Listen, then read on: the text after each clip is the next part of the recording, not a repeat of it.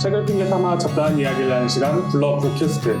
안녕하세요. 저는 내적 허영심을 탐구하는 굴럽의 탄탄한 세도입니다. 안녕하세요. 글로벌 주니아입니다. 안녕하세요. 연극배우 송희근입니다. 굴럽 팟캐스트는 편안한 분위기와 잡다한 이야기를 지향하며 반모로 진행이 됩니다. 저희가 정말 당황스럽게 오디오 이슈가 있습니다. 인사부터 좀 느끼셨겠지만 평소와 음질이 다를 수 있다는 점. 저희가 아직 보정을 안 해봐서 어떻게 음질이 나갈지 모르겠지만 음질이 안 좋을 수 있는데 마이크에 이슈가 있으니까요. 오늘 좀 양해 좀 부탁드릴게요. 네, 저희가 오랜만에 이렇게 그리고 보시는 분들이 생소하게 새로운 곳에서 되게 모였습니다. 화사한 곳으로 왔어요. 오늘은 저희가 이렇게 새로운 곳에 오게 된 이유가 유튜브로 보고 계신 분들은 지금 새로운 얼굴이 이 자리에 있는 것을 알고 계실 텐데 저희도 너무 기대되는 게 오늘 첫 게스트를 모시게 되었습니다. 그래서 제가 한번 첫 게스트를 빠르게 소개를 시켜드리고 저희가 이야기를 들어보면 좋을 것 같은데요. 서천군 풍경이 아름다운 한산이라는 마을에서 책방을 운영하시는 책방학관의 주인공, 책방학관의 사장님, 책방학관의 대표 작가님 김대견 작가님을 모셨습니다. 와! 네, 반갑습니다. 인사 한번, 인사 한번 부탁드릴게요. 네, 저 방금 소개해주신 대로 그 책방학관의 대표. 아, 참 말이 그러네요. 대표라는 말이. 네, 책방지기 김대균입니다. 반갑습니다. 그 서점이 진짜 이렇게 빛이 들어오는 게 되게 예쁘고 되게 화사하고 되게 예뻐요. 한번 책방을 한번 소개해 주실 수 있나요? 저희 책방학과는 한산모시 공예마을이라는 곳에 위치하고 있어요. 되게 작은 서점인데 주로 판매하는 공간과 열람 공간을 분리해서 운영을 하고 있고요. 아, 그 여기가 공예마을인 거네요? 예, 맞습니다. 그럼 여기 다양한 다른 것들도 있나요? 네, 여기 뭐 주얼리 공방, 카페, 옆에 허브 공방, 뭐 굿즈 판매하는 곳 등등이 많이 있어요. 너무 좋다. 여기 오면 네. 다른 것도 다 체험할 수 있을 거. 여기 일단 빛이 들어오는 게 너무 딱 좋은 것 같아요. 맞아요. 그렇죠. 일단은 딱 그 위치 자체가 여기가 병풍 자리예요, 병풍. 그러다 보니 아시다시피 책방에 사람이 많이 안 오지만 주변에 놀면서 딱 뒤에서 아름답게 깔아주고 있습니다, 제가. 책방은. 중심이네요. 그렇죠. 중심 병풍이죠. 이렇게 쉬어가면서 책도 읽을 수 있고 되게 좋을 것 같긴 해요. 네. 근데 한산모시의 공예마을이잖아요. 네. 그러면 다른 분들은 이제 한산모시가 좀 낯설 수 있을 것 같은데 한산모시가 어떤 건지 혹시 설명해 주실 수 있나요? 크게 어렵지 않아요. 한산에서 나는 모시를 한산모시라고 하더라고요. 서천군 한산면이에요. 그 통영의 한산도 막 그쪽 그 한산이 아니고 여기서 나는 모시가 좀 고품질이에요. 그래서 고급 옷이나 이런 거 만들 때 쓰이는 원단이라고 해야 되나? 그런 재료 중에 모시 풀입니다. 그러니까 옷을 만드는 옛날 옷을 만드는 그렇죠. 조선의 왕들이나 귀족들도 쓰던 옷이 이제 여름에 시원해가지고 통풍이 잘 돼가지고 맞아요. 여름에 시원한 옷이어서 그리고 6월에 그래서 축제가 있습니다. 모시문화제, 한산모시문화제가 있고 꼭 모시가 한산에서만 나는 건 아니에요. 그 한국, 일본, 중국 등 여러 군데서 나지만 그래도 여기가 품질이 되게 괜찮다라고 해서 유명한 곳입니다. 그러니까 한산모시의 이제 공예마을 오시면 이렇게 예쁜 서점이나 다양한 것들이 있으니까 이제 책방지기 대겸 작가님도 만나보시고 네. 그리고 되게 특이했던 게 책들이 많이 이렇게 전시돼 큐레이션 돼 있는 것 같아요. 네. 그래서 어떤 식으로 좀 책들을 구성했는지 일단 네. 판매하는 공간은 제가 여기 모토라고 해야 되나? 그 책방학관이 가지고 있는 철학은 이제 세상에는 수많은 지식으로 이루어져 있고 수많은 이야기로 풀어진다.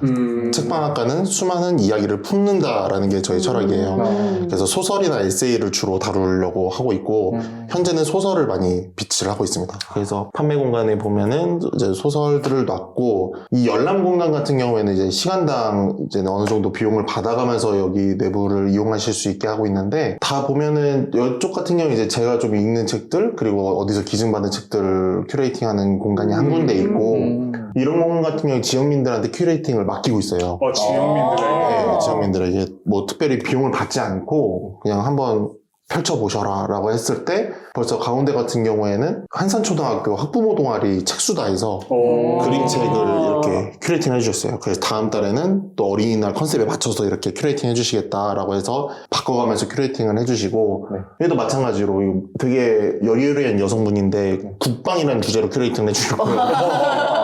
이건 일본 생활 오래 하셨던 분이 집 짓기 관련된 큐레이팅. 그리고 여기 밑에는 제가 듄 시리즈 넣고 예, 그런 식으로 운영이 되고 있습니다. 와. 이런 여행지를 가족들이랑 같이 오니까 이렇게 아이들 책 볼 수 있는 것도 너무 좋은 것 같고 지역민들이랑 같이 만들어가는 게 책방 자체를 이제는 사람들이 함께 만들어가는 느낌이 있네요. 네. 되게 독특한 매력이 있는 서점인데 인스타에도 계정이 있으니까 한번 와보셔서 둘러보시면 너무 좋을 것 같고 저는 이런 공간을 발견하면 너무 기분이 좋을 것 같아요. 이렇게 놀러 왔을 때 책방이 있고 책방이 되게 아기자기하게 잘 꾸며져 있고 여러 책 직접 큐레이팅 하신 것들을 보면은 되게 좀 몽글몽글해지고 기분 좋아지거든요.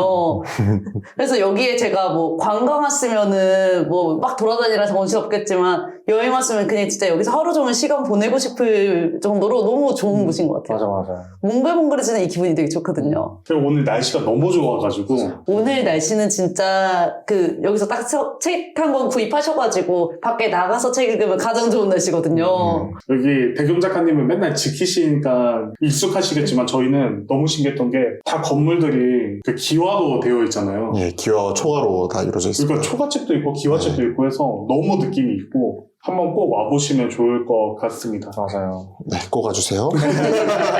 저희 그럼 본격적으로 오늘 책 내용을 시작해보려고 하는데 시작하기 전에 저희가 첫 게스트여서 동의를 한번 구하고 시작해야 될 부분이 있어요. 네, 뭐. 저희가 잘 아시겠지만 반모로 진행이 됩니다. 사실 이거 뭐라고 하죠? 이 대본이라고 해야 되나? 그걸 먼저 봤는데 반모로 진행됩니다라고 적어놨길래 사실은 반모가 뭐지라고 중국 반모도 아니고 이건 뭐지라고 검색을 해보니까 반말 모드. 뭐 한자로 뭐가 있는 줄 알았어요. 반모. 저희가 좀 젊어 보이는 네, 상당히 젊더라고요. 적응 못할 뻔했어요. 저는 뭐 흔쾌히 오케이입니다. 네. 그래서 이제 전 탄탄세로니까 저는 세로라고 불러주시면 되고 희근, 준이야, 그리고 대겸 작가님은 대겸 이렇게 부르면서 진행을 해보도록 하겠습니다. 좋아. 적응이 빠르시죠? 굴러 팟캐스트는 공식 인스타그램을 통해 오늘 나누어 볼 책과 질문들을 공개하고 있습니다. 질문에 여러분들의 생각을 나누어 주신 분들 중에서는 방송에 소개되시는 분들에게는 스타벅스 기프티콘을 보내드리고 있으니까요. 많은 관심 부탁드리도록 하겠습니다. 오늘은 게스트가 뽑은 책, 대겸이가 뽑은 책으로 한번 책 소개를 진행하고 책 이야기를 본격적으로 해보려고 해. 내가 한번 또 주제를 열심히 소개를 해볼게요. 화이팅!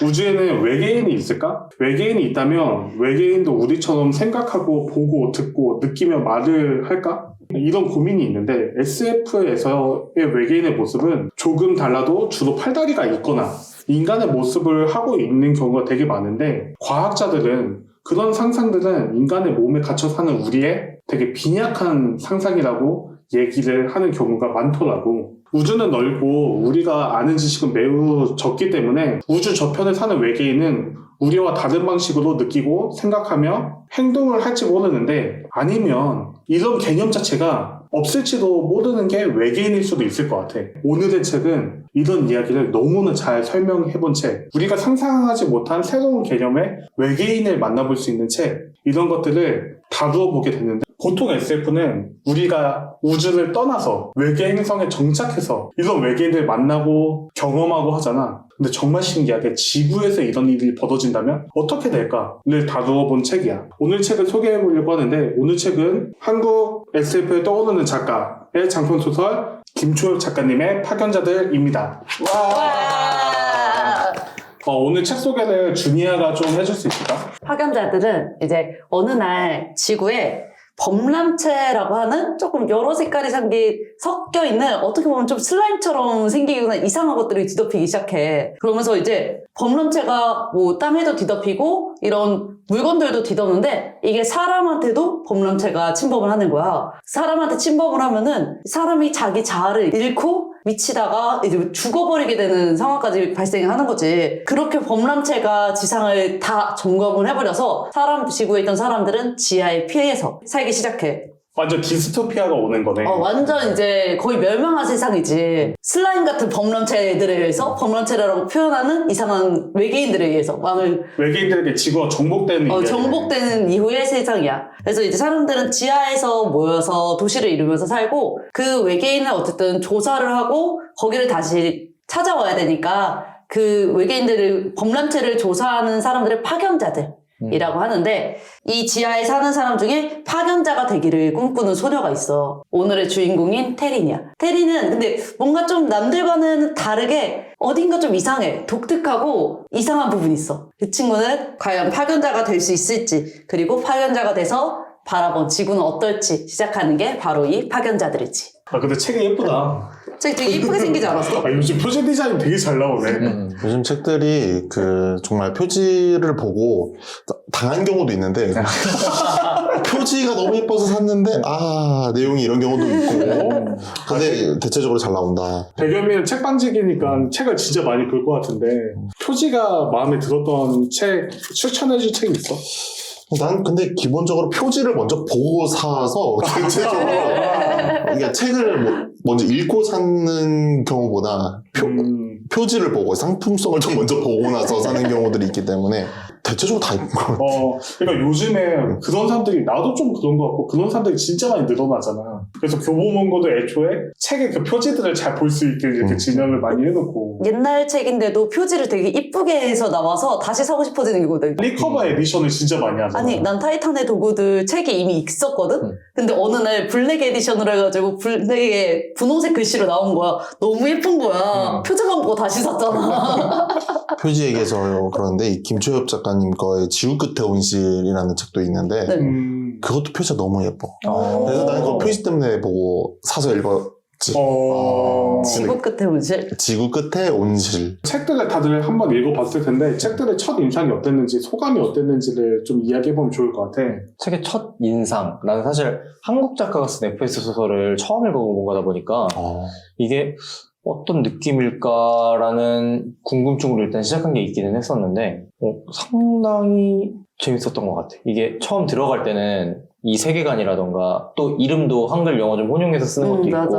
이게 뭘까? 인종은 뭘까? 하면서 처음 부분을 조금 살짝 힘겹게 넘어간 부분이 있었는데 오히려 그 부분을 넘어가니까 나만의 좀 이미지가 잡혀가지고 좀 재밌게 좀 잡힌 것 같고 확실히 그 SF다 보니까 미래 이야기를 적다 보니까 지금의 미래를 그렸지 않았을까? 대한민국이 있고 뭐 미국이 있고 이러지 않았을까라는 생각을 하다가 보니까 아예 다른 세계가 되는 거잖아. 근데 그런 게 SF의 딱 매력인 것 같아. 완전 미래로 가버리면 이 지구는 어떻게 변해 있을까? 익숙한 장소가 전혀 다른 곳으로 받아들여지게 되는 거니까. 그래서 주변의 이름을 말할 때 되게 한국인 같은 이름도 있고 맞아. 그리고 테린도 정태린이지. 그러니까 성은 되게 한국 성인데 이름은 테린 막 이러고 그러니까 테린이라고 하니까 처음에는 약간 미국계 사람인가 보다가 정씨가 나오니까 약간 동양계구나 이러면서 다시 보고 외국계인데 야 정태린이라고 성 다 붙여서 얘기한단 말이야. 그러니까 그리고 또 양아버지 같은 역할을 하는 자수한 또 한국인의 스타일이 아니잖아. 신기한 아니 자씨일 수도 있지. 자수한 씨일 수도 있지. 아니 뒤에 녀석이 또 나오는데? 나는 일단 그 소설을 내가 되게 좋아하긴 하는데 뭔가 웹소설 쇼폼에 좀 길들여져가지고 긴 소설을 잘 못 읽어. 근데 진짜 간만에 되게 긴 소설인데도 되게 재밌게 읽었고 중간중간에 막히는 부분 없이 문체를 되게 잘 썼단 말이야. 그래서 되게 나같이 좀 이제 이렇게 쇼폼에 절여진 사람들도 무리하지 않고 되게 재밌게 읽을 수 있는 책인 것 같아. 그것들을 상상하게 하는 그 작가 글솜씨가 되게 좋아. 확실히 흡입력이 있고 묘사도 잘하고 맞아. 현장에서 시점을 잘 따라가잖아. 맞아. 그 시점을 내가 그 길거리에 같이 걸어보는 듯한 느낌이 드는 글이긴 하지. 배경이 디스토피아 쪽이다 보니까 자연스럽게 어둡다라는 느낌을 많이 받았고 표지 자체도 어두우니까 되게 직관적으로 봤는데 많이 어두우면서도 동시에 이 작가님이 뭘 말하는지에 대해서 알고 싶어가지고 뭔가 존재에 대해서 계속 의미를 부여를 하는 것 같아서 그 느낌에 좀 집중을 하려 했던 것 같아. 마지막 쪽에 이제 그런 내용들이 나오긴 하지만은 처음에는 그냥 희근 반말이 쉽지 않아. 희근이가 얘기했던 것처럼 처음엔 좀 적응 기간이 필요했고 그 다음부터는 확실히 나만의 이미지가 생기면서 그렇게 읽게 되더라고. 그리고 확실히 도시 자체가 지하도시니까 그러니까 확실히 분위기 자체가 확 어둡다는 느낌이 들고 그리고 처음에도 그 광인이 되신 분도 잡혀가고 그러니까 이 도시 쉽지 않다. 먹을 것도 많지 않고 어느 순간 내 시금치가 오염돼가지고 시금치 먹으면 안 된다 그러고 맞아. 버섯 먹으면 안 된다 그러고 그래서 확실히 무겁긴 했어. 근데 이제는 선호라는 캐릭터나, 그러니까 테린보다는 선호라는 캐릭터가 되게 뭔가 깨발랄한 느낌이 있잖아. 맞아. 아, 이렇게 무겁다가도 좀 선호를 보면, 아, 그런 류의 좀 소년 만화 같은 느낌의 모험물인가? 이런 기대감도 들고, 뭔가 음모나 아니면 정말 어두운 이야기가 존재하나 이런 기대도 되고 했던 느낌이 있었던 것 같아. 사실 플로로그만 봤을 때는 선호가 주인공인 줄 맞아, 알았어. 나도. 처음에는 선호 시점으로 써여가지고, 선호라는 애가 주인공인가 보다 했는데, 테린이 주인공이더라고. 그래서 1부에서는 내가 누군지를 모르잖아. 1부 시작할 때 내가 테린인 줄 모르니까. 내가 선호인가? 계속 이렇게 읽다가. 되게 신비스러운 캐릭터로 테린을 계속 묘사시키려나 했는데, 어느 중 보니까, 주인공이 테린이구나, 이렇게 보고 있어. 이런 파견자들에 대한 첫인상을 우리가 이야기해봤는데, 이 파견자들을 쓰신 김초엽 작가님은 어떤 작가님이지? 특히 우리가 약한 분야 중에 하나잖아. 우리는 소설을 잘 안 읽기도 하는데, 근데 오늘의 책은 대겸이가 선정해서 우리가 게스트 책으로 한번 처음으로 이렇게 SF를 읽어본 책이어서 대겸이가 한번 김초엽 작가님에 대해서 소개를 해주면 좋을 것 같아. 네, 간단하게 소개를 해드리면 그 김시엽 작가님은 사실은 아까 뭐 떠오르는 작가님이었는데 이미 스타신 SF 쪽에서는 아주 핫한 그 소설가님이시고 아까 흡입력 좋게 맛깔나게 글을 잘 쓴다고 했잖아. 이런 문과적 은총을 아주 품고 계신 분인데 거기에 반전 매력으로 이분의 전공은 포항공대 화학과 전공 그리고 생화학 석사도 이수하신 그런 분이다 보니까 이 SF 소설에 아주 재료부터 시작해가지고 그 타고난 것까지 다 갖춘 분이라고 난 생각을 해. 문이과 통합형 인재셨네. 그래서 대표적인 작품이 우리가 빛의 속도로 갈 수 없다면, 그 내가 아까 말했던 지구 끝에 온실, 파견자들, 방금 떠나온 세계 등이 있어. 확실히 포스텍이잖아. 그냥 이과도 아니고 그냥 평범한 공대가 아니라 심지어 포스텍의 한국을 대표하는 공대의 공대 여자. 진짜 레어한 스펙인 거잖아. 심지어 석사를 하면서 랩실에도 계셨던, 랩실에서 계셔서 실제로 그 연구에 대한 메커니즘을 다 아시고 그런 거 배경으로 이렇게 생화학 전공이라고 하면서 듣고 보니까 그래서 SF가 좀 SF 느낌 하면 기계적인 느낌. 맞아. 뭔가 기계들의 반란. 이런 로봇공학이나 기계공학, 전자공학 이런 느낌일 것 같은데 오늘은 외계인, 범람체, 생명 이런 느낌들에 대한 이야기가 벌어지잖아.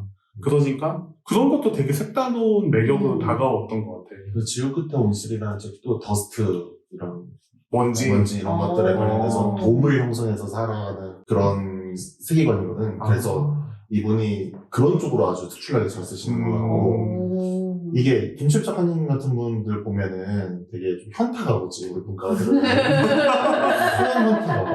나 같은 경우도 내가 다녔던 대학 같은 경우에는 문과는 우리 경영학과가 하나뿐이었고 나머지는 다 공대 쪽이었단 말이야.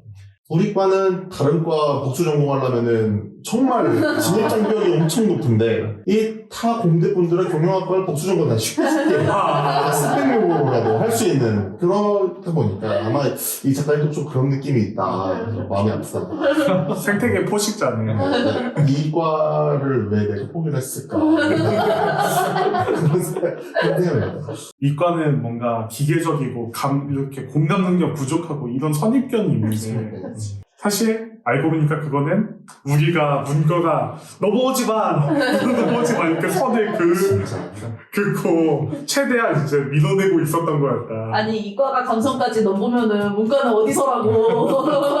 그래서 우리 문과는 열심히 챗 GPT를 연구를 해서 그쪽 세계 싸움을 좀 넘보여야 되지 않을까. 이게 추가적으로 또 얘기할 게 이번에 군산에서 초단편 문학상이라는 공모전을 했는데 그때도 수상 작품집 설명회 때 참가를 했단 말이야. 거기서도 어떤 연구원이 이제 글을 써서 배경을 보고 이거 진짜 이거 세상이 너무 사기적이다. 이게 그렇게 생각이 됐었지. 그리고 요즘 글을 쓰는 게 너무 좀 쉬워지다 보니까 그러니까 플랫폼이 많아지다 보니까 기회가 많아지고 이러다 보니까 직장인분들이 부업으로 쓰시는 경우들도 많아지고 그러니까 글을 전문적으로 하시는 분들은 그들만의 아름다움과 특별함이 있지만 직장인들의 장점은 공감 능력이나 그치. 그리고 그 전문성 그 세계에서만 볼 수 있는 특별함 이런 것들이 있잖아. 그래서 그런 것들이 확실히 경쟁력이 되시는 것 같고 이제는 글을 쓰시는 분들에게는 경쟁자가 너무 많아지니까 플랫폼이 많아지는 건 좋은데 경쟁자가 더 많아진다. 아쉬움이 있는 것 같긴 해. 김추엽 작가님에 대한 설명을 이렇게 들어봤는데 김추엽 작가님의 다른 책이나 SF 소설들을 읽어본 경험이 있는지를 나눠보면 좋을 것 같아. 사실 소설 안 읽기로 유명하지만 그래도 웹소설도 많이 읽고 웹툰은 읽어. 그리고 다들 나 빼고 판타지 소설도 많이 좋아하는 걸로 알고 있어서 어떤 SF 소설들을 좋아하는지 혹은 SF 소설에 안 읽어봤다면 어떤 주제들이 있을 것 같은지 어떤 주제들이 나오면 좋을 것 같은지 이런 이야기들을 좀 해보면 좋을 것 같아. SF 소설이라고 이제 딱 책으로 나와 있는 거를 읽은 거는 이 파견자들이 너무 오랜만이었고 그 전에 읽었던 거는 진짜 학생 때 읽었던 라스트 크리스찬 이런 정도? 라스트 크리스찬? 나도 그거 읽었어. 어떤 소설이야? 라스트 크리스찬이 진짜 너무 옛날에 읽어서 잘 기억은 안 나는데 그게 이제 사람들이 자기의 뇌를 복제를 할 수 있게 된 거야. 일론 머스크가 성공했구나. 아, 그럼. 스페이스X가 지배할 세대야. 그러니까 디노레미스크가 성공해가지고. 근데 자기 뇌를 복제를 할 수 있으면서 그거에 대한 거의 영생을 살아가는 듯한 느낌으로 갔는데 거기에서 사람들이 그랬을 때에 뭐 우리가 생각하는 신앙적인 영적인 세계는 어떻게 되는가 또 오히려 수술을 받고 영생을 살게 된 사람들이 다시 자살을 하는 사건도 발생하고 이런 식으로 풀어나가는 조금 디스토피아적인 소설이었어. 너무 옛날이라 이게 나 중학생 때인가 읽었을걸? 인생의 한 절반 전에. 가능히 히그네를 읽어본 거야? 라스트 크리스찬이 데이비드 그레고리 작가가 쓴 책인데 와, 딱 있어 보이게 설명을 시작했다. 와, 내가 말한 걸 이렇게 이제 가져가시는 거죠? 예수와 함께한 저녁 식사라는 그 책의 작가가 쓴 책이거든요. 그게 그 시리즈를 좀 재밌게 읽어봤었다가 나도 이 작가가 이런 책도 썼어 하면서 좀 읽었던 기억이 있어. 그럼 기독교계 문학인 거네. 그렇지. 그러면 히그네는 또 어떤 소설들을 읽어봤어? 기독교계 문학하니까 SF 소설을 좀 읽었었던 것 같기는 한데 그거 말고 준비한 다른 걸 얘기해보면 이건 SF보다는 좀 판타지에 조금 더 가까운 것 같기는 한데 나는 베르나르 베르베르의 인간이라는 소설을 좀 읽어봤었는데 작품이 시작되면은 한 남자랑 한 여자가 어떤 낯선 공간에서 깨어나 주변을 탐색하는데 뭔가 되게 이상해 낯설고 그러면서 막 두 사람이 당신 누구냐고 하면서 싸우는데 갑자기 그 바닥에서 막 전기 충격 같은 게 살짝 올라오고 자꾸 이상한 현상들이 막 벌어져. 그래서 남자가 저 천장에 뭐가 달려있는 것 같은 게 있어가지고 거기를 잡아갖고 올라가서 보니까 양소류처럼 생긴 인간이 아닌 존재가 자기를 뻔히 내려다보고 있는 거야. 그래서 결국 결말부에 봐서는 알고 보니까 외계인들이 그 남녀 인간 두 명을 정말 우리가 햄스터 우리에 가둬놓고 키우듯이 가둬 놓았었던 거야. 그리고 인간들은 이미 자기들 전쟁이랑 이런 것 때문에 이미 모든 인류가 멸망한 상태. 이미 그렇게 살아남은 몇 명의 인류는 그렇게 또 다른 외계인들에게 정말 우리가 동물 키우듯이 팔려나가서 뭐 교배되기도 하고 하는 그런 디스토피아적인 세계관의 소설이 좀 생각이 났어, 나는. 그러니까 이게 소름 돋는 게 과학 커뮤니케이터 요즘에 유명한 궤도님이 이야기하고 다니는 게 다음 세대 우리가 지금 공룡을 우리가 키우고 있다. 공룡의 후손이 닭이라고 하잖아. 그래서 우리가 공룡이 세상을 지배했었는데 그 세상을 지배하던 공룡을 이제는 우리가 맨날 뜯어먹고 이렇게 키우고 하게 된다. 그래서 우리 인간도 언젠가는 누구에게 키움받는 종족이 되고 그 세상을 지구를 지배하는 종족이 생길 수 있다. 근데 그게 문어일 수 있다. 그렇게 이해하게 하잖아. 근데 왜 그게 문어야? 진짜 지금 가장 지능이 높은 생명체, 가능성 있는 생명체가 가장 가능성 있는 것 중에 하나는 문어야. 문어가 똑똑하다고는 들었는데. 그러니까 그 문어의 지능이 높으니까. 그리고 문어가 이제는 뭐 수상에도 있고 막 이렇게 하니까 생명력도 있고 하니까 여러 이야기나 여러 가설로 문어가 되지 않을까 이렇게 후보를 뽑아보는 거지. 재밌겠다. 저도 문어가 전도치잖아. 거기 서프도 맞춰보고. 그래서 유명한 그 점수가 문어도 있고. 무당 다 됐네. 문어가 실제로 훈련도 아마 될 거야. 훈련도 어떤 행동에 그렇게 훈련도 되고 웬만한 지능이 있는 뭐 IQ가 우리가 이렇게 판단했을 때 뭐 5, 60 이상만 돼도 그런 기본 훈련들이 되잖아. 강아지도 되고 뭐 이렇게 되니까. 하긴 요만한 판때기에 있는 미로들을 빠져나가는 문어 영상을 본 적이 있는 것 같아. 문어가 우리 주인님이 될 수도. 흡성 탈출이 좀 그런 느낌이잖아. 침팬지 이런 지능이 높아져가지고 애완동물처럼 노예처럼 부리다가 걔네들이 반란을 일으켜서 결국에는 지구는 걔네들이 지배하는 세계가 되는 게 이제 후속 탈출이잖아. 그리고 우리가 로봇한테 지배당할 걸 걱정하는데 다른 생물한테 지배당할 수 있다. 범람체일 수도 있어. 뭔가에는 지배당할지도 몰라. 그러니까 SF의 매력이 그런 건가 보다 진짜. 다른 정말 상상치도 못한 양서류가 인간을 지배하고 그런 건 좀 상상하기도 싫은. 나는 아까 말했던 것처럼 김초엽 작가님 거는 지구 끝에 온실 읽었었고 다른 책 안쪽은 읽어봤고 다른 SF 소설을 좀 추천할 만한 거는 그런 류를 좋아해. 판타지, SF 이런 걸 좋아하다 보니까 자연스럽게 손이 가서 읽는데 최근에 읽었던 것 중에 하나는 화성과다 배명훈 작가님의 연작소설.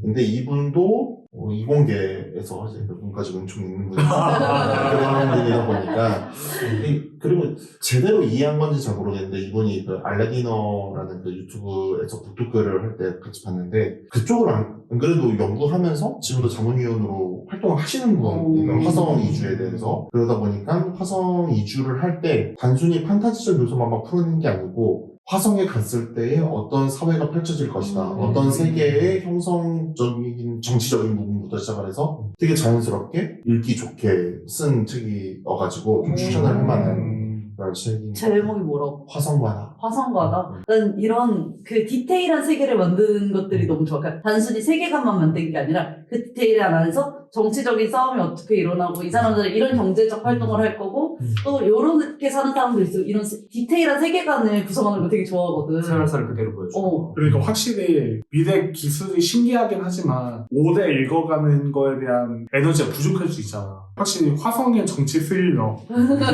되게 특색이 있을 것 같고. 근데 이거 같은 경우는 이제 정치 스릴러까지는 아니고 그치. 그냥 정치적으로는 어떻게 하면 좋을까? 예를 들면 지구의 시스템을 그대로 가져갈 것이냐. 이제 이런 것들에 대한 고민이 약간 담겨있다. 거기 대표적인 사례로 나오는 것 중에 하나인데 스포가 될 수도 있으니까 꼭 책을 사서 읽어보기를 바라고 예를 들면 화성에 갔어. 문어 얘기. 문어가 먹고 싶은 거야. 문어 탕탕이를. 근데 거기 바다가 없잖아. 그걸 어떻게 해야 되냐. 그리고 거기로 오는 심리적인 병까지. 그런 거 가지고 얘기가 되는 그런 책이다 보니까 꼭 한번 읽어봤으면 좋겠어. 재밌겠다. 진짜. 그러니까 SF가 확실히 지구에서 일어나는 것들도 재밌지만 SF는 원래 대작은 스타워즈 같은 거잖아. 그런 것처럼 이제 범우주적인 우주에 이제 개척을 하고 SF를 잘 읽진 않지만 내가 느낄 때는 외국의 옛날의 명작들은 정말 미래? 초은하횡단을 하는 미래의 세계의 이야기들. 그러니까 현실적인 면이 있지만 그래도 나 죽고 내 손자들이 죽고 내 손자들이 죽고 해도 보진 못할 세계 같은 느낌. 근데 그것보다 우리 한국의 그런 이야기들은 그래도 한 200년, 300년 안에는 가능할 수도 있지 않을까? 이런 느낌이 벌어질 수도 있지 않을까? 이런 좀 상상했을 때 말이 될 것 같은 느낌들이 확실히 더 있는 것 같아요. 이런 부분이 더 매력을 와닿지 않나. 또 다른 SF 소설 하면 이런 게 이야기로 나왔으면 좋겠다 하는 부분들이 있나? 또 이제 주니아가 사실은 이런 종이 소설보다는 웹소설이 진짜 그치. 많이 읽고 웹툰이나 웹소설에서도 SF적인 요소들이 많이 들어가는데 단편으로 보기 좋은 웹툰 하나가 네이버에서 단편선으로 이제 작가들 웹툰이 나오는 시즌이 있거든. 그게 이제 2017년에 나온 멋진 신세계라고 SF 단편선들을 만든 게 있단 말이야. 거기에 있는 내용들이 좀 어떤 거는 범람체랑 의식을 공유하는 점에서 비슷하기도 하고 AI를 만들어서 이제 내 자신을 복제하기도 하는 내용들이 나오는데 단편선으로 읽고 좀 어느 정도 개그적인 요소도 많이 들어가 있는 부분 그 작가들이 있어서 그걸로 입문을 해봐도 되게 좋을 것 같아. 단편 웹툰들이니까 그냥 다 금방 읽을 수 있거든. 그치, 이제 웹툰에서도 SF를 많이 그리고 맞아. 이렇게 얼핏 들었을 때는 한국이 SF 되게 강국이라고. 뭐 마블도 사실은 우리나라를 그렇게 공략을 할 수밖에 없는 게 사람들이 많이 좋아하는 하니까.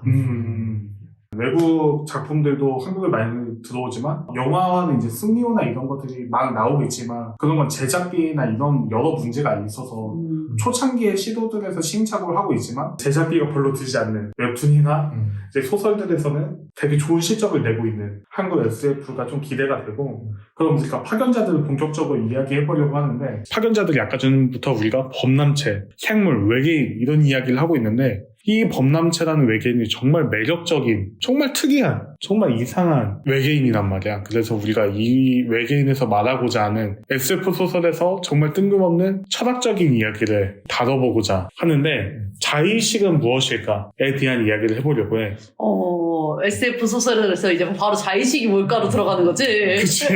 외계인 얘기하다가 우리. 사실 심리학 전공인 나도 너무 당황스러운데 갑자기 내 전공인가? 갑자기 내 시간인가? 이런 느낌도 들고 범람체가 다들 우리는 책을 읽어봤으니까 다들 알고 있겠지만 범람체는 사람마다의 개별적인 의식이 따로 존재하지 않는 뭔가 이렇게 설명하기에도 되게 복잡한데 쉽게 말하면 의식이 공유되어 있고 하나의 의식으로 존재하는 이게 좀 정확할까? 그러나 개별적인 의식도 공존하는 그런 공존하는 느낌인 거지. 그래서 사실은 찰떡인 예시가 있잖아. 우리 세대만 공감할 수 있을지 모르겠는데 우리보다 윗세대만 공감할 수 있을지 모르겠는데 사실 스타크래프트에 그 생각 났었어요. 스타크래프트에 프로토스라는 종족이 있는데 칼라라는 이렇게 신호 수신기를 받고 있어서 개별적으로 생각하고 개별적으로 행동하지만 사실은 그 전체적인 세계관, 전체적인 가치관, 그리고 전체적인 행동 강령 같은 게 수신기를 이렇게 꽂아져 내려온단 말이야. 나 그거 처음 알았네. 그리고 모두가 보고 듣는 걸 함께 공유할 수 있어. 칼라가 있기 때문에. 칼라가 자기들의 종교이자 자기들의 가치관이자 똑같은 생각들을 공유하는 매개체여서 프로토스가 그런 종족인데 덕영이가 우리보다 스타크래프트 100판은 더 해봤을 텐데 아니, 난 이 스타크래프트를 어렸을 때 접하긴 했는데 나는 게임을 잘 못해. 그러다 보니까 많이 안 했어.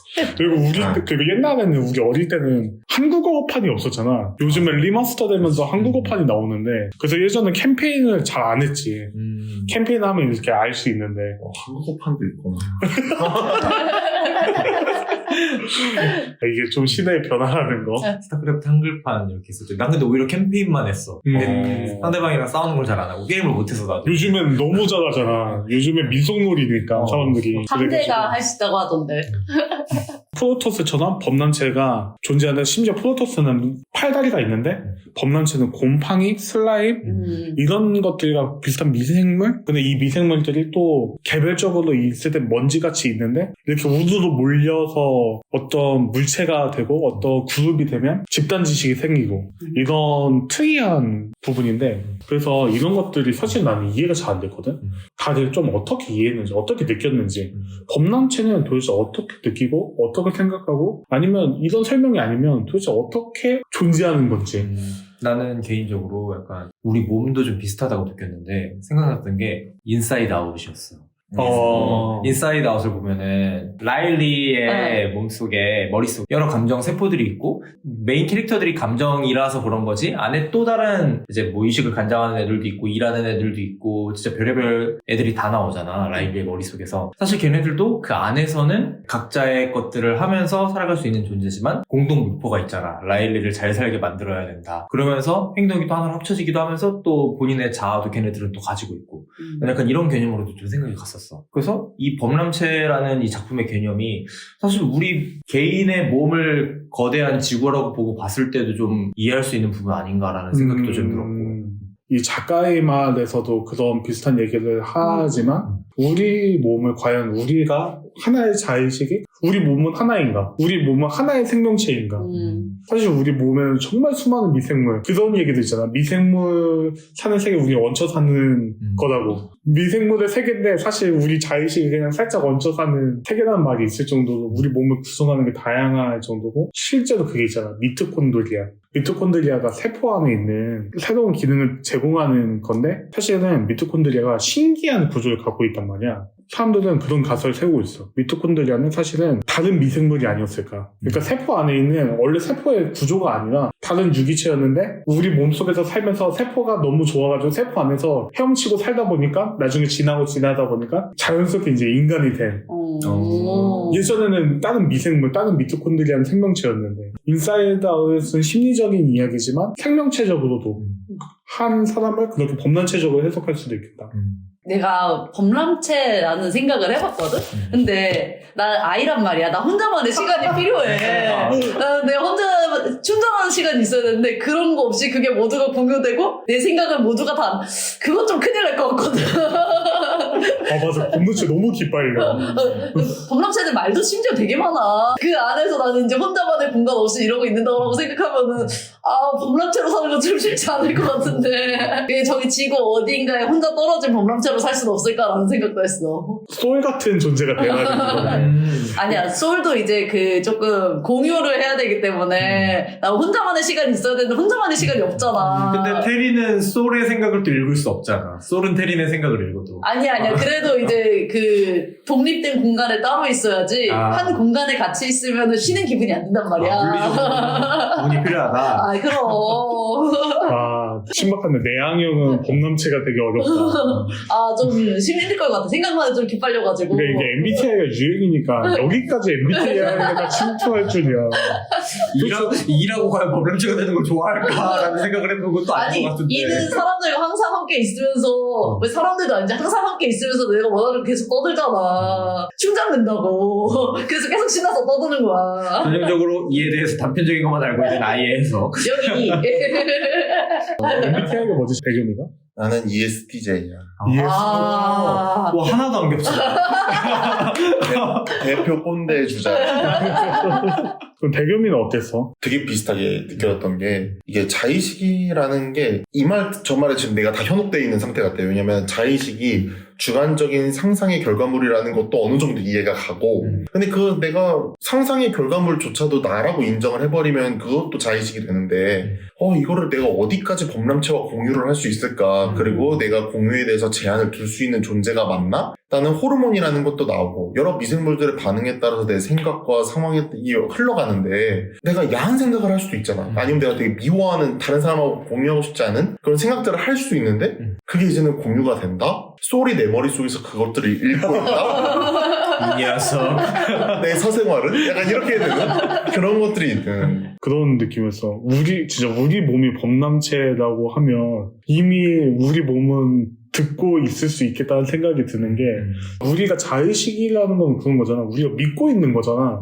내가 이렇게 결정했다. 내가 이렇게 생각했다. 내가 이렇게 행동하고 있다. 이렇게 믿고 있는 거잖아. 근데 이렇게 미생물이나 이런 얘기들을 해줬듯이 호르몬 얘기를 해줬듯이 반대로 사실은 걔네들 우리를 조종하는 거잖아. 조정하는 근데 진짜 그럴 수 있을 것 같은 게 나는 뭔가 호르몬이 많이 나오면 진짜 예민해지는 시기가 있거든? 그게 뭔가 내가 예민해서 호르몬이 나오는 게 아니라 호르몬이 나와서 예민해지는 거니까 나는 그거에 조정을 받고 있는 거 아닌가? 라는 생각이 드는 것 같아. 사실 이기적 유전자에서도 우리 몸은 그냥 세포들이 조종하는 로봇 같은 개념으로 설명하기도 했었으니까 나도 약간 그런 생각이 좀 동의가 되는 것 같아. 그래서 일부러 막 영양제 먹고 그러잖아. 어떻게라도 조절을 해보려고. 그래서 장내 미생물이 어떤 게 있냐에 따라서 내 가치관도 바뀌고 그러니까 대사증후군에 걸리시는 분들이 생물학적으로 배가 부른데 계속 먹으시는 분들이나 생활 리듬이 깨지시는 그렇게 갑작스러운 기습적인 자기 고백 미생물에 의해서 이렇게 통제하지 못할 때 사실 그러니까 이런 거지. 아까 전에 야한 생각 예시 들었잖아. 야한 생각을 하는데 그걸 공유하면 너무 부끄럽지 않을까 하는데 알고 보니까 그거는 우리의 생각일 뿐이었죠. 오히려 미생물들이 지금은 야한 생각을 할 타임이냐. 걔네는 그냥 이제 그게 업무일 수 있어. 맞아. 오히려 걔네들은 이미 알고 있어. 그러니까 걔네들이 행동 지침을 내렸고 그러니까 내가 생각을 하는데 그 나중에 걔네들이 아는 거 아닐까가 아니라 이미 걔네들이 행동 지침을 나에게 내렸고 그러니까 후로 왜 이 행동을 하지? 하면서 합리화하면서 근데 갑자기 드는 생각인데 어떻게 보면 범람체도 지금 진화를 하고 있는 거잖아. 진화를 하면서 소울도 어떻게 보면 진화된 하나의 범람체의 또 형태라고 난 생각을 하는데 갑자기 딱 이제는 드는 생각이 좀 마음의 문이 열리는 생각이거든. 어떤 생각이냐면 내가 이런 생각들을 그러니까 내 딴에는 되게 창피하고 어쩌면 숨기고 싶었다는 생각을 자의식의 아주 아픈 부분을 공개를 했을 때 범람체가 공유를 했을 때 반가워하는 범람체도 있겠다. 그런 부분들도 있겠다. 그러면서 같이 또 융화되는 그런 모습들이 그게 적응이 된다면은 나는 범람체 속에서 아주 잘 살아갈 거야. 이렇게 또 느낌이 한번 생기셨고 우리가 무조건 내 편이구나라는 생각도 들고 왠지. 그치 이게 흡수가 되는 거다. 내 그런 기운이나 호르몬들에 대해서 흡수가 되기도 하고 근데 그 상황일 때 그런 생각이 들지는 잘 모르겠어요, 일단은. 자의식은 무엇일까 하는데 그 범람체가 느끼는 방식은 어떨까? 범람체라는 건 생각을 공유하고 하는데 심지어 생각을 공유한다는 것도 우리의 언어로 표현하는 방식일 뿐이고 얘네들은 사실 언어도 얘네들이 배운 거잖아. 인간의 언어를 배운 거잖아. 사실 인간의 언어를 배우지도 않았지. 그냥 어떻게 이렇게 통역사를 통해서 통역할 방법을 배운 거고 컴퓨터는 어떻게 생각하고 어떻게 느끼고 어떻게 생각할까를 상상하는 거랑 비슷한 것 같아. 우리가 프로그래밍 언어도 기계어를 이해하지만 기계어가 사실 이게 말하는 거야? 언어야? 라고 하긴 좀 그렇잖아. 비슷한 좀 예시를 들고 싶은 게 범람체 같은 경우는 좀 화학적으로 푸는 생명체라고 보면 물론 나는 이게 외계인이라고 규정을 내리고 싶진 않거든. 사람의 존재는 아니라고 생각이 들어서 외계 생명체라고 난 하고 싶어. 그냥 이 비슷하게 또 그려진 AI 빅데이터 시스템을 그려낸 소설이 김영하 작가님의 작별인사라는 책이 있어. 그것도 좀 추천해줄 만한 게 그것도 미래를 그린 디스토피아에 관련된 소설인데 이제는 모든 자아들이 하나의 데이터 공간으로 합쳐지는 그런 그림들을 나타내고 있는 그런 소설이야. 현실적으로 상상하기 쉬운 그런 장면들이고 이게 생화학적으로 풀어지면 이런 범람체 모습이 있구나라는 생각이 들더라고. 팔다리도 없죠, 범람체는. 그러니까 인간의 사고도 뭔가 생각할 수 없는 방식으로 느끼고 그 테린이 소닥에 몸을 맡겼을 때 감각하는 방식 체계가 바뀐다고 얘기하잖아. 그러니까 그게 너무 궁금하더라고. 좀 어떻게 좀 느껴질 것 같은지 상상해보는 것들이 있어. 죽어서 영혼만 남는다고 쳤을 때 그 감을 느끼는 거는 나는 차원의 변화한다고 생각을 하거든. 지금은 우리는 3차원 속에서 살아가고 있는 생명체들이지만 죽으면은 그 3차원의 물질적인 건 버리고 4차원의 시간이라고 표현을 하지만 그 밑에 3.5차원이 있을 수도 있는 거잖아. 그러니까 뭔가 새로운 존재로 살아갈 수도 있는데 지금 이 범람체들이 느끼는 그런 감각체계라는 것은 마치 우리가 죽고 그 땅에서 다 양분이 미생물이나 이런 것들을 소화되듯이 땅이 우리를 소화하고 있는 거잖아. 그 소화를 되면서 그 뭔가 새로운 차원들의 느낌들, 지금 우리가 오감이나 사람 육체로서 느낄 수 없는 그런 것들이 분명히 또 있을 텐데 우리 인간이 지금 못 보는 것이지 않을까라는 생각이 들더라고. 공감각적이라는 표현도 있잖아. 맛이 시원하다. 시원하다는 촉각인데 그것을 뭐 이렇게 미각으로 표현을 하고 눈부신 소리, 소리가 눈부시다고 이렇게 표현을 하거나 여러 감각을 활용해서만 느낄 수 있는 것들을 하잖아. 근데 그 공감각이 진짜 공감각이 되는 느낌이지 않을까? 이런 느낌도 좀 들고. 나는 뭔가 내가 상상할 수 있는 선은 꿈에서 느꼈던 그런 감정이고 꿈에서 내가 행동을 하고 있는데 나는 전지적 작가 시점으로 모든 걸 다 알고 있고 2, 3대의 심리도 내가 알고 있는데 이렇게 말하는 걸 내가 지켜보고 있단 말이야. 그러면서 또 나는 나도의 행동을 하고 꿈에서 느껴본 그런 감각이랑 비슷하지 않을까라는 생각도 좀 들어요. 그리고 뭔가 가끔씩 어떤 감정에 크게 휩싸일 때가 있잖아. 정말 엄청 평온하다, 엄청 기쁘다, 혹은 엄청 무기력감에 진짜 내 온몸을 다 덮는 것 같은 감정을 느낄 때가 있잖아. 내가 개별적으로 존재하더라도 거대한 흐름에 의해서 내 전체가 그렇게 푹 빠진 것 같은 그런 것 같은 느낌을 또 받을 수도 있을 것 같아. 그렇게 되면. 되게 매력적인 느낌일 것 같기는 해요, 확실히. 근데 이게 처음에는 확실히 매력적이고 나중에까지 매력적일지 모르겠지만 우리가 생각해볼 거리일 수 있는 게 우리가 진짜 아직까지는 과학적으로 어렵다고는 하지만 진짜 뇌가 업로드 될 수도 있는 거잖아. 그럼 김영하 소설처럼 될 수도 있는 거잖아. 그럼 그 뇌는 도대체 어떻게 사고할까? 이런 느낌일 수도 있을 것 같아. 통속에. 얘기하고 싶은 그러면 우리가 이런 범람체가 지배한 세상 너무 좀 이질감이 있긴 해.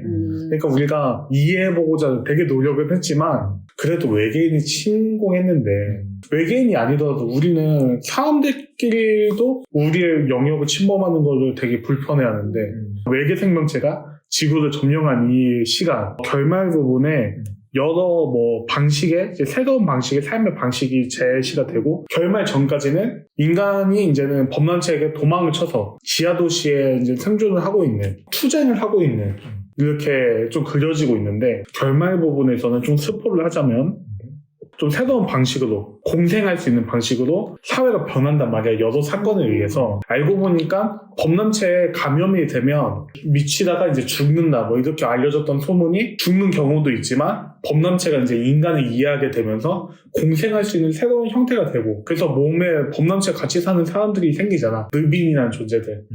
범람체와 사람이 같이 살 수 있는 공간이 생기고 범람체만 사는 공간이 생기고 사람만 사는 공간이 생기고 이런 사회가 되잖아.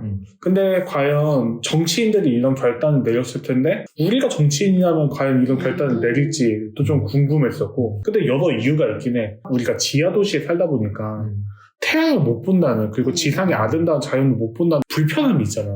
이렇게 타협을 하는 것도 사실은 가능할 수도 있겠다는 생각도 들어. 너무 또 어떻게 보면 인간의 관점에서 협소하게 보면 느비니아 존재가 어떻게 보면 혐오스러울 수도 있고 갈등의 대상이 될 수도 있고 범람체가 너무 미지의 존재일 수도 있고 타협 없다, 척결하자 이렇게 될 수도 있으니까 정치인으로서는 도대체 어떤 결정들을 해볼 수 있을지 개인적인 입장에서 내가 그 자리에 있다면 내가 하고 싶은 거는 경계 지역까지 아예 풀어주고자 할 것 같아. 그 안에서 살 사람들은 거기 가서 살고 나머지 사람들은 밑에서 뭐 굳이 나가기 싫은 사람들은 뭐 밑에서 살게끔 뭐 그런 식으로 경계를 열 거라고 생각을 했는데 그때 조금 더 좀 깊이 생각을 해보니까 어쨌든 밑에도 이 지하 도시도 거대한 커뮤니티로 만들어진 국가 도시인 거잖아. 사람을 거기에 뺏긴다는 건 사실 그만큼 일할 인력도 뺏기는 거고 세금을 낼 사람도 사라지는 거고 그 도시를 운영할 수 있는 그런 모든 자금 자체가 빠져나가게 되는 건데 그렇게 되면은 결론적으로는 그 지하 도시가 생존할 수 있는 생존 자체에 좀 타격을 받게 될 것 같다라는 느낌이 들어가지고 그렇게 되면은 나는 내 시대 때는 조금 포용적인 정책을 펼칠 수 있을지는 모르겠지만 완전한 개방이라기보다는 뭐 선멸까지는 아니더라도 적어도 단절하는 방향으로 가지 않을까라는 생각도 들었어. 이 지하의 생태계를 지키기 위해서. 그러니까 확실히 이게 왔다 갔다 그러니까 범람체 쪽에서 이 사람이 들어오는 거면 그러니까 인구수가 왔다 갔다 해서 우리 인구가 지켜지는 거면 모르겠는데 범람화된 인간들이 늘어날수록 순수 인간들의 인구수는 줄어드는 거니까 나는 오히려 그래서 내가 정치인이면은 난 경계지구를 더 활성화할 것 같았어. 경계지구를 더 활성화하고 새로운 경제특구로 경제특구로 만들어가지고 거기에 있는 특산물과 여기를 교환을 하고 거기에서도 어쨌든 나는 세금을 거둬야 되니까 더 그거를 이제 그 우선 피해자들이 생겼잖아. 실험에 희생당한 피해자들 내 가족 이웃이 희생됐단 말이야. 그거에 대한 사람들의 피해 연대가 있거든. 그러면은 범람체들이 섬멸되는 쪽으로 여론이 갈 수가 없기 때문에 좀 더 그 여론을 부추겨서 거기를 경계지구로 만들고 조금 안전한 자수원도 뭔가 관광특구 가이드 같은 맞아. 역할로 마지막에 나오잖아. 그거를 이제 국가가 주도해가지고 좀 더 경제적으로 활성화될 수 있게 아예 이제 공개를 해버리는 거지. 아예 외국으로 쳐버리는 게 아니라 거기도 뭔가 영향력을 행사할 수 있는 그런 곳으로 만든다. 그 지하에서만 살아도 사람들이 루벅스, 수다쟁이 그런 거 듣는 드러벅스 수다쟁이 그런 거 듣는 것처럼 좀 트렌드에 예민한 사람들이 있단 말이야. 여기에 관광 가는 게 요즘에 이제 트렌드다. 그럼 마케팅을 잘해야겠다. 이런 식으로 이제 홍보를 할 것 같아. 그러니까 이게 올라온 사람들에게 갈린대잖아. 올라온 사람들에게 다시는 안 와야겠다 하는 사람들이 있고 여기 너무 새로운데 하는 사람들이 생긴다잖아. 이제 그 여론을 더 이렇게 그렇게 긍정적으로 하는 사람들에 대한 인터뷰나 이런 거를 더 막 홍보를 하는 거지. 그러니까 이게 선동이 필요하다. 공교육에서도 살짝 좀 긍정적으로 넣고. 나 근데 살짝 설득이 됐어. 거기 경제특구로 만들어가지고 우리가 먹을 수 있는 것도 생산해내면서 새로운 것들도 먹을 수 있다. 그래서 느빈들이 마지막 결말에서는 느빈들이 범람화되지 않은 것들을 이렇게 지하로 보낸대잖아. 맞아. 그러니까 과학이 피해야 될 게 아니라 오히려 과학을 발전시켜서 검열을 더 잘할 수 있는 그렇게 해서 이제 내 여론몰이를 하고 조금 인기를 얻을 것 같아. 그렇게 되면 약간 100년, 200년 뒤쯤 되면은 지하, 지상이 약간 진보, 보수 정도로 나뉘는 그런 느낌으로 될 수도 근데 있겠네. 문제가 뭐냐면 범람체들이 인간들이 이해하는 범람체가 경계구에 만들어졌지만 다른 연결되지 않은 범람체들은 아직까지도 이제 인간을 파괴시키는 범람체들이잖아. 그게 지금 결말에서는 그 인간을 이해하는 범람체들이 잘 협상을 하고 있다 뭐 이런 식으로 했지만 범람체가 물도 여러 개가 있으니까 너무 돌발 상황이 많을 수 있잖아. 경제특구가 이렇게 활성화되는데 어느 날 갑자기 다른 범람체가 와서 다 이렇게 감염시키고 다 파괴하고 그럼 내 정치적 생명은 끝나고 이제 도박이다. 원래 성공하면 혁명 실패하면 아니야. 아, 도박을 걸까? 근데 그건 또 약간 군사 외교적인 문제 측면으로 가야 되는 거 아닐까? 약간 근데 외교가 안 되잖아, 외교. 약간 국방의 문제로 해결해야 되는 부분이라고 생각도 드는 게 야생동물이나 뭐 외국 군인이나 뭐 이런 사람들이 한다고 해서 그 땅을 아예 포기해버리는 건 아니잖아. 근데 이게 너무 힘든 게 미생물에 관련된 거잖아. 어디에서 올지 모르는 미생물들을 방어하기 위해서 다시 철벽을 세우면 그게 지상의 지하도시를 만드는 거잖아. 근데 한 가지 확실한 거는 이게 그려지는 그림이 출생률은 보장이 된 나라 같아. 그냥 계속 어린애들이 탄생을 하고 있고 경계 지역에도 찾아가는 어린이들이 늘을 정도면 아마 지금 현재 대한민국 출산율보다는 높지 않아.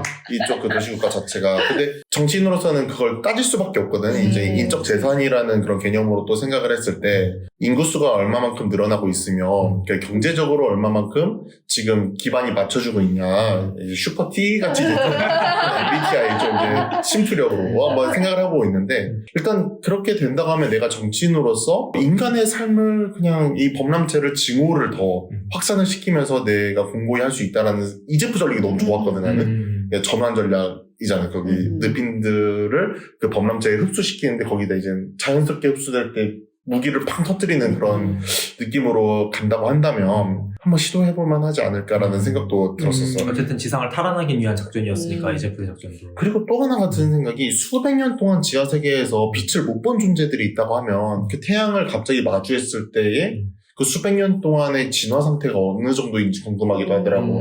갑작스럽게 딱 나갔을 때 피부가 이제 완전 연약해져 있는 상태일 수도 있고 뭐 눈이나 이런 것들을 감당을 못할 수도 있고 그런 쪽으로도 한번 생각을 해봤지. 그래서 확실히 지금은 오히려 태양빛에 맞아야 활성화되는 멜라닌 세포나 뭐 호르몬들이 존재하지만 오히려 그때는 태양빛에 맞으면 위험할 수도 있는 상황이 되는 거지. 진짜 말이 되네. 오히려 진짜 태양 자외선 자체가 원래 위험한 거잖아. 범람체를 어쩔 수 없이 이용을 해야만 살아갈 수 있는 지상의 생태계라면은 지금 이 이야기 흐름대로 갈 것 같고 그게 아니고 인간의 모습으로서 내가 계속 살아갈 수 있는 존재라고 하면 좀 더 지금 우리의 그냥 진화 체계를 좀 지키고 싶어 하지 않을까라는 생각이 들었어요. 사실 이제프도 실제 사람을 폭탄 병기로 만들려고 해갖고 윤리적인 문제가 된 거지. 진짜 괜찮은 무기와 적당한 무기를 활용해갖고 그렇게 지상을 하나하나 전멸하는 거였으면 오히려 외계인에 맞서서 지구를 탈환한 영웅으로 그려졌을 수도 있어. 그리고 이제프가 우리는 소설 읽었을까 문제일시 됐다 뭐 이런 얘기 하는 거지. 이제프가 문제일시 됐는지 우리만 알잖아. 그치. 맞아. 그 시민들을 모르겠잖아. 시민들한테는 이제프는 영웅이야. 그리고 국민들 자체를 이제까지 세뇌로 계속 증오를 그렇게 심어놓았던 그런 쪽이라면은 이게 지금 너무 스토리상 아름답게 갑자기 짜잔 변하는 느낌이 있다라는 거지. 남북한이 나눠져 있는데 그 독재국가 같은 경우는 국민들 세뇌를 너무 시키다 보니까 흡수했을 때도 나중에 문제가 될 수도 있는 것처럼 지금도 이런 것들이 만약 대다수 국민들이 그런 식으로 증오로 세뇌가 돼 있다면은 과연 이거를 얼마만큼 수용을 할 것이냐 어쩔 수 없이 받아들이는 느낌이지 않을까라는 생각이 드는 거지. 그러니까 나도 이야기를 들으면서 생각했던 거는 증오도 증오인데 인간성의 특징 중에 하나는 새로운 거에 대한 거부인 것 같아. 그러니까 우리가 차별이 생기고 이런 것 중에 하나는 그러니까 서양 중심으로 역사가 발전했을 때 서양이 흑인종을 처음 봤을 때 낯설고 거부하고자 하고 배척하고자 하고 또 이제는 원주민들도 똑같았고 황인종도 똑같았기 때문에 차별이 생기고 혐오가 생긴 부분들이 있다고 생각하고 나와 다르기 때문에 나와 다른 사람들 전혀 보지 못하고 몇백 년 동안 사실 거기서 맨날 똑같았을 거 아니야. 근데 그러다가 완전 다른 종족을 봤을 때 사실 이렇게 급변하는 게 사실 말이 안 되는 것 같긴 해. 왜냐면 AGI라는 개념이 범용적인 인간, 진짜 인간처럼 생각할 수 있는 AI가 AGI라고 하는데 그 AGI가 생겼을 때 그 AGI에는 인권을 부여해야 되는가에 대한 철학적인 논제들이 있는데 근데 그거를 이제 현실적으로 생각하시는 분들은 부여하는 타이밍이 올 수는 있는데 그게 언제 올까를 고민하거든. 그게 사람들이 어떻게 받아들일까, 언제 올까, 뭐 100년 안에 올까, 200년 안에 올까. 백인이 아니라는 이유로 흑인의 인권이 그 백인들의 나라에서 인권을 탈환하는데 또 몇십 년, 몇백 년이 걸렸는데 인간도 아닌 로봇의 인권은 언제 오는가? 로봇도 아닌 범람체의 인권은 언제 오는가 했을 때 이렇게 급변하는 건 어려울 수 있겠다. 오히려 그 과정이 진짜 말이 되더라도 몇백 년이 걸릴 수 있고 그 전에 진짜 이렇게 핵무기처럼 되게 선멸이 될 수도 있겠다라는 엔딩이 있을 수 있고 하지만 김초엽 작가님의 결말은 이렇게 냈으니까 그럼 여기서 사는 시민이라면 우리가 여기 사는 시민이라면 우리는 어떤 스탠스로 좀 살아갈 것인지 뭐 대표적으로는 예시로는 뭐 그 도시에서 이제 밖을 계속 혐오하면서 아니면 혐오는 안 하더라도 궁금해하지도 않으면서 위험하다고만 생각하고 사는 사람일 수도 있고 아니면 뭐 그냥 긍정적으로 자수한처럼 경제 특구 왔다 갔다 하는 사람이거나 이렇게 할 수도 있고 아니면 진짜 느빈이 되겠다. 느빈 새로운 종족이 되어보겠다. 느빈이 제일 힙하지 이러고 갈 수도 있어. 근육쯤은 보여야지. 얼마나 맞춤적이에요. 그래서 이런 여러 삶의 형태가 있을 것 같은데 세상 어떨 것 같아? 나는 약간 자수한 같은 포지션이 아닐까 생각하는데 거기를 일단 가기는 갈 것 같아. 경기고역도 가보고 나름대로 그 문화를 내 나름대로 접해서 내 스스로 판단을 좀 내보려고 할 것 같은데 근데 내가 거기에 동참하려고까지는 안 할 것 같아. 주변 사람이 한다고 했을 때 그래 너 하고 싶으면 해 정도 수준까지는 갈 수도 있을 것 같은데 근데 나는 약간 나도 평소에 생각을 했었던 게 디스토피아적인 미래를 그린 미드 같은 걸 보다 보면은 어떤 미드에서는 사람의 몸에 진짜 컴퓨터를 이식해갖고 그냥 이렇게 하면 통화가 되면서 막 진짜 인간 컴퓨터가 되는 그런 형태의 근시대적인 미래를 그린 환경을 봤었는데 그런 시대가 되면 나는 뭐 내 자식이 하고 싶다고 하면 시켜줄 수도 있을 것 같기는 한데 적어도 내가 저걸 수용하진 않을 것 같다라는 생각이 들더라고. 난 그냥 내 걸 그대로 지키는 상황에서 나름대로 나를 보존하는 상황에서 뭔가 이걸 이용하려는 방법을 좀 생각하지 않을까. 진짜 자싸움 같은 느낌이기는 하네. 그렇게 생각하니까. 그렇게 적극적이진 않을 수는 있지만 난 그럴 것 같아. 나는 그냥 기본적으로 얼리 어댑터가 아니야. 겁이 많아. 그래서 사람들의 후기를 열심히 보고 나서 선택을 할 것 같아. 이제 어떻게 흘러갈지. 야, 이 사람 부작용인데, 최소 몇 년은 지나고 나서 선택을 할 것 같아. 선택을 한다는 게, 일단. 그쪽 경계지구와 범람체들과의 삶을 공유하는 것을 한참 뒤에 선택을 할 그래도 것 같아. 받아들이기는 하는 거네. 왜냐면 세상이 바뀌었으니까, 마음적으로 받아들일 수밖에 없는 상황인 거지. 우리나라가 역사가 빨리 이렇게 변하다 보니까 어르신들과 우리의 가치관이 많이 다른 경우도 있고 그러니까 우리도 그렇고 어르신들도 그렇고 다른 분들도 그렇고 자기만의 세계에서만 이렇게 하시는 분들 있잖아. 전쟁을 경험해 보신 분들은 그 전쟁의 적군들의 사회나 그런 문화에 대해서 완전히 배쳐. 왜냐면 그 적군들이 우리의 생명을 앗아갔으니까 평생을 이제는 우리가 교류하는 사회가 됐음에도 평생을 단절하고 사시는 분들도 있잖아. 그래서 나는 단절을 할 수도 있을 것 같다는 생각이 들고 오히려 이제는 받아들일 수도 있을 것 같다는 생각도 들고 그래가지고 왜냐면 이 범람체 같은 경우에는 쉽게 파괴를 하면서 다 무조건 없애버려야지 라는 형태보다는 흡수를 해서 그들의 자아도 가지고 있는 경우들도 있어서 더 좀 생각이 열리는 것 같아요. 그러니까 그런 경우가 있었잖아. 그러니까 원래는 그런 경우가 없었는데 범람체 하나에게 감염이 되면 이렇게 범람체가 내 몸에 동화가 되는 수준인데 범람체 웅덩이에 이제 감염이 되고 내가 빠져버리면 아예 내가 먼지처럼 아예 분해가 돼버리는 그러니까 어떻게 보면 죽는 경우가 생기는데 소설의 오웬이라는 인물이 근데 너무 의식이 세가지고 되게 신기하게 오웬이라는 뭉치로 남아있다. 다 범람체는 개별 이름이 없는데 쟤는 우리 안에 어떤 혼자만 그 의견이 강한 애가 있는데 쟤는 이름을 붙여보자 해서 붙이는 오웬이라는 존재가 특이한 또 새롭게 범람체로 진화를 해서 있었는데 그런 후기가 또 생겨나니까 새로운 사례가 생겨나니까 이 정도면 내가 늪에 가서 그 늪인들을 만났는데 내 죽은 할아버지가 계셨다. 그럼 난 죽을 때쯤에 갈 것 같아. 좀 삶을 다 누리다가 갈 때쯤에 육체가 다 할 때 이제 영생의 늪으로. 그거 진짜 영생하다. 거기가 그것도 궁금하다. 정신이 거기에 생겨서 그 정신 뭉치가 생기면 그 정신 뭉치는 진짜 영생할까? 라는 생각이 나도 확 궁금해지는데. 근데 그 늪인들도 뭐 언젠가는 그게 아예 사라지고 죽는다라고는 표현을 하거든. 늪이 되었어도. 그래서 개별로 살아있다가 언젠가는 다 동화돼서 그냥 에필로그. 사라진다 이런 식으로 남아가지고 언젠가 죽긴 하는 것 같아. 아예 영생은 아니고. 근데 그리고 범람체라는 것 자체도 사실은 인간의 모습이 아닐 뿐이지 뭔가 같은 이렇게 물리적인 그런 것들은 있으니까 뭐 지구가 태양계에서 좀 벗어나기 시작한다면은 위험해지지 않을까. 공생이라는 건 과연 있을까. 걔네도 물리법칙은 무시 못하는. 왜 이런 고민이 들었냐면 사실 우리가 범람체하고 따지면 우리 세포가 보통 3주 정도면 우리 몸에 있는 모든 세포가 다 바뀌잖아. 그래서 우리가 도파미네이션에서도 봤지만 중독을 끊어내는 거에서 가장 힘든 기간 2주라고 얘기하는데 사실 그 2주가 되게 과학적인 게 2주 뒤에는 사실 내 몸이 이전의 내 몸이 아니거든. 아, 이미 새로운 사람이 되었구나. 그래서 2주 동안 금단 현상이 가장 심하고 2주 뒤에는 좀 잦아들기 시작하는 그런 것도 하는데 그러니까 내가 얘기하고 싶었던 건 뭐냐면 바뀌잖아. 그러니까 내 의식은 나는 계속 바뀌는데 내 의식은 계속 존속하는 거잖아. 그럼 범람체가 계속 바뀌더라도 범람체 안에 그 의식은 존속할 수도 있을 것 같으니까 영생하는 걸까? 아니면 다 분해돼 버리는 거니까 뭐 영생이 아닌 걸까? 이런 생각이 좀 들었던 것 같고 천천히 해보겠다. 얼리어더타로 해보시겠다. 하지만 늪인이 되진 않으시겠다.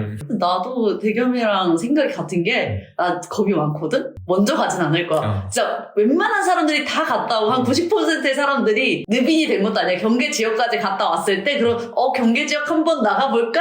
라고, 다 나가네? 그럼 나도 나가야 되나 봐? 라고 생각을 할 것 같아. 다들 늪인이 돼보고 싶은 사람 없네. 그러니까 늪인의 장점이 지상을 다 다닐 수 있잖아. 너무 느려. 아니, 그리고 나 혼자 못 있어가지고, 혼자 있는 시간을 보장을 해줘야 되는데. 여기서도 나온다. 그게 이어져. 왜 늪인들도 집에 갔다가 돌아오잖아. 재밌는 에피소드였는데 그 거북이가 130년 이렇게 살잖아. 근데 그게 가능한 이유가 생체 속도가 다르다고 하거든. 그러니까 행동이 느린 걸 떠나서 몸에 뭐 피가 흐르는 속도, 뭐 이런 신진대사의 속도가 다르다고 하거든. 고양이나 강아지가 우리의 4분의 1밖에 안 사는 이유는 신진대사 속도가 우리보다 4배가 빠르대. 그러니까 우리가 경험하는 시간의 속도가, 그래서 그런 얘기들이 많아. 시간은 무엇일까를 얘기할 때 생명체의 시간은 각자 다르다. 우리가 고양이에 들어가면 고양이는 우리보다 4배. 그러니까 고양이는 항상 고양이가 보는 우리가 늪인 거야. 그러고 다니는 애들이. 쟤네 배만 들고 물리네요. 우리가 막 이렇게 고양이 이렇게 간지럽 피우잖아. 근데 고양이들 느낄 때 이렇게 간지럽 피우는 거지. 이 강아지는 너보다 형님이야 라고 말하는 게 사실적이었어. 우리가 늪인들 봤을 때 그런 시각차도 존재할 수 있을 것 같아. 오히려 늪인들이 봤을 때는 인간들이 되게 빨라 보일 수 있는. 쟤는 쓸데없이 빨라. 성격이 급해. 성격도 빨리 바뀌어. 우리가 이렇게 미래에서 디스토피아가 됐을 때 어떤 삶의 형태를 갖춰볼지도 얘기를 해봤는데 오늘 이렇게 첫 게스트를 모시고 이렇게 다양한 이야기를 해봤고 마무리 멘트를 하고 오늘 정리를 해보면 좋을 것 같아. 오늘 이야기들이 좀 어땠는지, 책을 좀 새롭게 보게 된 관점들이 있는지, 총평은 좀 어땠는지 좀 이야기를 해주면 좋을 것 같아. 한국 SF 소설을 처음 접해봤던 거였는데 일단 너무 재밌게 읽어갖고 일단 첫 경험이 너무 좋았던 것 같아서 좋았고, 범람체부터 시작해서 이 작품 전체적으로 얘기하는 것들이 내 개인을 거대한 커뮤니티라고 보면서 가정했을 때도 나한테 적용할 만한 것들이 좀 많은 것 같아서 좀 인상 깊게 다가와서 좀 많이 적어놨던 것 같아. 굉장히 즐거운 시간이었고, 특히 아늑하고 깨끗하고 예쁜 공간에서 이렇게 즐겁게 또 얘기할 수 있어서 너무 즐거운 시간이었습니다. 확실히 우리가 생각하는 외계인이라는 그 틀을 완전히 깨버린 소설이고, 그렇기 때문에 조금 더 되게 낯선 세계인데 더 그래서 매력적인 것 같아요. 매료되거나 증오하거나라고 얘기를 하잖아, 표현자들이. 난 이 책에 매료될 수밖에 없는 것 같거든. 그 묘사하는 세계가 너무 이제 새롭고 새로운데도 이질적이지 않아서 그러니까 그게 너무 좋은 거야. 범람화된 도시가 나오잖아. 근데 범람화된 도시가 오히려 되게 힙한 도시 같다. 색들이 이렇게 해가지고 좀 건물 반쯤 녹아내려 있고 이러는데 힙한데? 이렇게 가장 보수적이라고 했지만 혹시 모른다. 아니지, 보수적인데 옆에서 야 이게 다 요즘 유행하는 그래? 이제 뒤늦게 이제 한 번 이렇게 담가보는 거지. 이 책 자체가 주는 매력이 엄청나서 책에 대해서 얘기하는 것도 너무 즐거운 시간이었고, 팟캐스트 할 때마다 생각이 확장된다는 표현을 되게 많이 하는데 한 명이 추가되면서 게스트 한 명이 있으니까 이 생각의 폭이 이만큼 더 크게 확장이 되는 걸 느껴서 아 게스트 부르는 거 되게 재밌다. 더 자주 많이 와주셨으면 좋겠다. 또 와주셨으면 좋겠다. 라는 생각을 하는 거지. 사실 오늘 우리가 출동했잖아. 여기도 범람체였다. 내가 흡수되고 있었구나. 대겸이는 오늘 처음으로 왔는데 어땠는지. 일단 다른 독서 모임을 하고 있지만 팟캐스트 형식으로 나가고 있는데 독서 모임을 팟캐스트 형식으로 여기 서천에서도 한번 펼쳐보면 재밌겠다라는 생각도 한번 들었었고 여기 굴러팀도 막 성장 잘 해가지고 나도 성장을 많이 해가지고 서로서로 윈윈하는 그때 가서 이때를 추억했으면 좋겠다 이런 생각도 들었어. 그리고 서점 사장으로서 SF 소설, 그냥 소설을 사람들이 잘 안 산다고 얘기들을 많이 하더라고요. 왜냐면 도서관에서 빌려보지 뭐 이 수준으로 또 하는데 나는 소설을 사람들이 많이 읽었으면 좋겠는 게 어떻게 보면은 SF 소설이나 판타지나 되게 비슷할 수도 있어요. 결론이 흘러가는 거 디스토피아 구조라든지 그러면 좀 뻔하다라고 느낄 수도 있을 것 같은데 우리 미래를 한 치 앞도 볼 수 없다고 생각을 하는데 수많은 시뮬레이션들을 우리가 한번 읽어보는다는 기분으로 보면 어떨까라는 생각이 들더라고. 그래서 난 소설 좋아하는 사람으로서 또 우리 소설가들도 많이 힘을 얻었으면 좋겠는 마음에 한번 우리 굴럽 청취자분들에게 이런 걸 추천하고 싶어요. 너무 좋지. 그러니까 소설이 정말 진짜 아쉬운 게 뭐냐면 그러니까 사람들이 매력을 모르는 게 뭐냐면 그게 답답한 게 뭐냐면 소설을 안 읽는 큰 이유는 영화나 드라마처럼 여러 매체의 발달인 것 같아. 내가 생각할 때는. 왜냐하면 자기계발서나 비문학은 뭐 유튜브 영상도 있고 하지만 그래도 아직 매체가 다양하지 않잖아. 스토리라는 건 매체가 다양하다 보니까 다른 매체를 섭렵하면 되지. 하다 보니까 잘 안 읽는데 오히려 불편함으로 읽는 게 천천히 문체를 읽어서 내려가서 내가 능동적으로 상상해야 되잖아. 그래서 컨텐츠를 능동적으로 소비할 수 있게 되는 이 매력이 있다고 생각하거든. 그래서 우리가 오늘 팔권자들을 읽었는데 똑같은 영상을 봐왔다면 과연 가능할까? 이런 생각이 드는데 그래서 사람들이 오히려 이렇게 불편한 거의 매력을 오히려 알아서 불편한 게 아니었구나. 오히려 이게 진국이고 제대로 즐기는 방법이었구나를 깨달을 수 있는 기회가 되면 되게 좋겠다. 사실 원작이 있는 작품도 그 원작을 읽으면 영화에서 못 봤던 것들을 너무 많이 보니까 난 헝거게임이나 뭐 메이즈러너, 뭐 해리포터 뭐 이런 판타지 영화로 나온 것들을 책으로 다 읽어봤었는데 확실히 영상미로는 그 모든 걸 다 담아내지를 못하니까 아쉬웠던 부분들이 항상 볼 때마다 있었거든. 그래서 그런 매력들을 좀 사람들이 많이 알면 좋겠다라는 생각도 들었어. 원작이 있는 것도 책으로 보면 훨씬 재밌다. 그런 책들은 책 박물관에서 소설과 에세이를 많이 큐레이팅하고 있으니까 이제 시청자분들도 많이 관심을 가져주시면 좋을 것 같고 오늘 굴럽 팟캐스트는 여기까지입니다. 다들 안녕히 계세요. 안녕. 안녕. 네, 수고하셨습니다.